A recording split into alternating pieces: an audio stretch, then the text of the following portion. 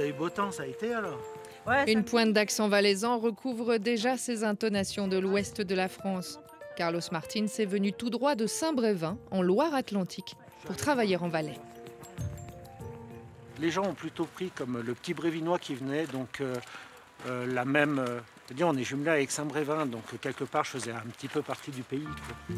Il fait partie du pays, mais il n'a pas le passeport suisse.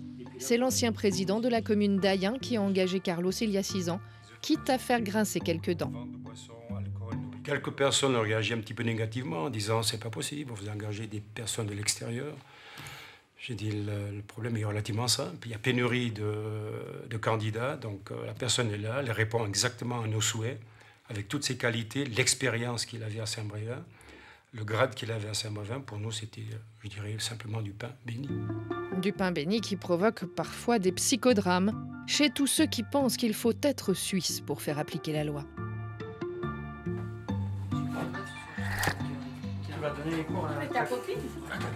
En Valais, Carlos gagne presque 2 fois plus qu'en France. Après la galère de la banlieue parisienne, le 9-3, comme il dit, après Saint-Brévin, il est venu travailler à Ayen et toute la famille a suivi. On verra. D'accord. On est arrivé avec la tempête de neige. Donc ça, c'était un peu moins drôle parce qu'on n'avait pas l'habitude. Mais après, bon, on s'y est fait, quoi. On a été très bien accueillis par les gens. Franchement, c'était bien. Alors, j'étais surprise parce que j'ai été au kiosque la première semaine.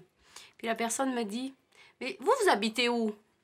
Je dis « Écoutez, moi, j'habite Luc. » Elle m'a même pas demandé que j'étais « Ah, bah, vous êtes la femme du policier, alors je vous connais pas. » Alors, j'ai dit « Oui, effectivement. » Donc, c'est... Puis, je pense que les gens sont vraiment gentils, quoi. On n'a rien à dire. Que du nouveau depuis qu'on est arrivé ici. Puis maintenant, ben, le week-end où on peut pas être sur les skis, c'est un peu embêtant. Voilà. Puis on est tombé amoureux des montagnes. Voilà. Bonjour Philippe. Bonjour Carlos. Ça va? Très bien et toi? Un Français pour faire régner l'ordre à Anzère, ce commerçant s'y est fait. Peut-être surpris un petit peu au début, mais finalement, je trouve que c'est même mieux. Les gens sont un petit peu plus respectueux de quelqu'un qu'ils ne connaissent pas du tout. S'ils connaissent les policiers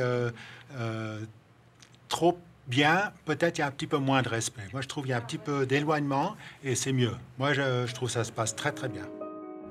Mais après une année d'activité, lorsque le canton du Valais s'aperçoit qu'un étranger fait la police dans ces montagnes, il exige qu'on lui retire son arme. Motif, son diplôme français n'est pas valable en Suisse. Donc on a enlevé les armes, on a supprimé le mot police et puis après on a essayé de trouver des solutions. Donc comme il était étranger, M. Martins, il n'avait pas la possibilité au départ de faire l'école de police et il y avait un problème d'âge aussi. Et j'ai commencé les démarches auprès du canton pour savoir dans quelle mesure on aurait pu lui faire le cours de policier, mais c'est-à-dire repartir de zéro. Et puis en attendant, on les gardait à la commune. Donc il a fallu accord du conseil communal et enfin, ça ne s'est pas fait en un jour. Ça a été difficile. Ça a été difficile et puis c'est surtout, moi je dirais humainement, il faut imaginer qu'on a fait venir M. Carlos depuis Saint-Brévin, donc c'est pas la porte à côté, avec la famille, on a déménagé, on a pris un appartement, et puis quelques temps après on lui dit, écoutez monsieur, vous êtes bien gentil, mais vous remplissez pas les critères, vous devez rentrer chez vous. Donc c'était quand même un peu rude. Pour Carlos, l'histoire se termine bien, mais pour pouvoir être policier en Suisse, il a fallu qu'il retourne à l'école pendant une année. Après toutes ces péripéties avec la reconnaissance des diplômes et tout, c'est le jour où j'ai eu mon brevet fédéral, quoi. Ça a été aussi une grande joie et de pouvoir exercer maintenant à part entière comme un vrai policier. Voilà. Mais si Carlos voulait travailler dans la police cantonale, il devrait se naturaliser.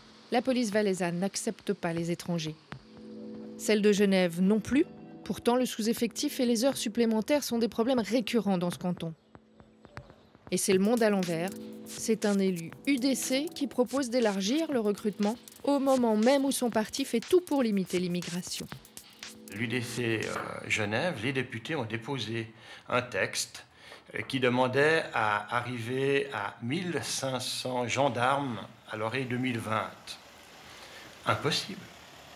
Donc évidemment, l'une des idées y était d'élargir le choix des postulants à des étrangers. Si on veut avoir des contingents de policiers bien précis, voilà, maintenant il faut les trouver. Et là réside le problème. Où les trouver? De l'autre côté de la frontière, tout simplement. La réponse des syndicats est claire et nette. C'est totalement exclu. Pour nous, c'est totalement impensable. Évidemment, on ne pourrait pas imaginer un pouvoir d'autorité importé depuis l'autre côté de la frontière. Je viens à Genève, je suis quelqu'un qui a un pouvoir d'autorité. Je repars de l'autre côté, j'ai plus de pouvoir d'autorité. Le pouvoir d'autorité s'exerce par au moins des gens qui habitent à Genève, qui ont vécu à Genève, qui ont des ancrages, des racines sur le plan local et pas autrement. Sans parler, bien entendu, de tout ce qu'on pourrait imaginer sur le plan salarial, acquis sociaux, etc. Ce serait vraiment quelque chose à laquelle on s'opposerait alors catégoriquement. Et là, au milieu, on trouve un Conseil d'État plutôt emprunté. Donc ma position, comme celle du gouvernement, c'est d'être défavorable à l'ouverture des postes de policiers à des personnes de nationalité étrangère, mais très favorable à l'ouverture de ces postes à des binationaux ou à des gens qui vont se faire naturaliser. Ce qui est impossible à Genève est appliqué depuis plus de 15 ans à Bâle-Ville. Un canton frontière comme Genève, c'est la seule police cantonale à compter des étrangers dans ses rangs.